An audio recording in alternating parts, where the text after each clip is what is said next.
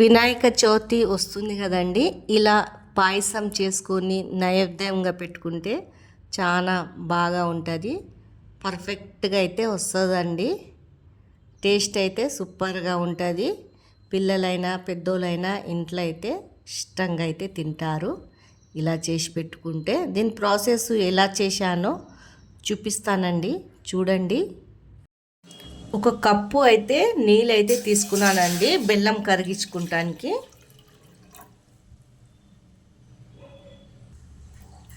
బెల్లంనైతే ఒక కప్పు తీసుకున్నానండి.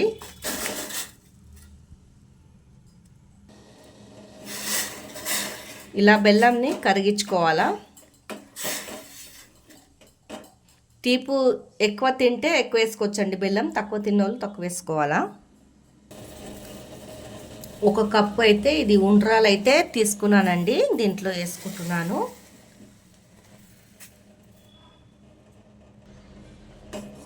కొలతతోటి చేసుకుంటే పర్ఫెక్ట్గా వస్తుందండి. పిండిని అయితే బాగా ఉడకనీయాల. ఇలా బాగా ఉడకనీయాలండి. ఇలా ఉడికిపోయాక పిండి అంతా ఉడకాల బెల్లంలో.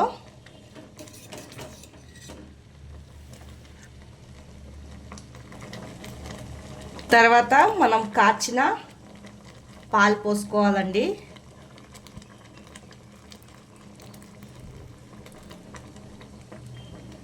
ఇష్టం ఉన్నోళ్ళు పాలు పోసుకోవచ్చు, ఇష్టం లేని వాళ్ళు అయితే పోసుకోవద్దండి.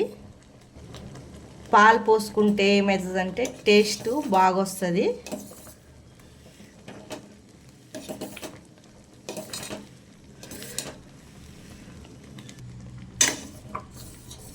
చూడండి, ఇలా బాగా ఉడికిపోయింది.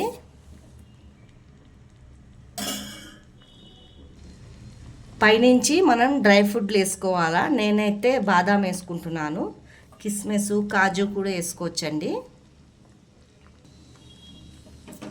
ఎంతో టేస్టీ అయిన పాయసం అయితే రెడీ అయిపోయింది.